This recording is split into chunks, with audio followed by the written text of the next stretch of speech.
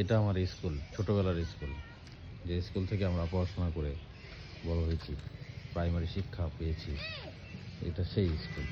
স্কুলটার নাম হলো নির্ভারখানা প্রাথমিক স্কুল।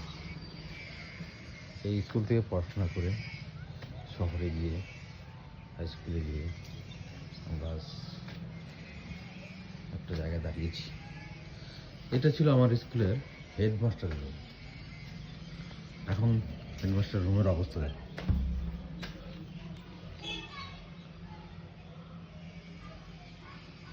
ভেঙে গেছে, টিনের ছাপ ভেঙে গেছে। এখন আর এখানে থাকেই না। এখানে ক্লাস হয় কিনা জানি না, উপরে টিনের চালাবি ভেঙে গেছে। এই হলো এখন অবস্থা, কি করুণ অবস্থা। এই পুরো সিঁড়িগুলোতে এখনো আমাদের স্মৃতি লেগে আছে। এই সিঁড়িগুলোতে আমি 4 বছর কাটিয়েছি। এখন সিঁড়িগুলো ভেঙে যাচ্ছে, বারবার বেরিয়েছে, বুকের খাঁচা বেরিয়ে যাচ্ছে।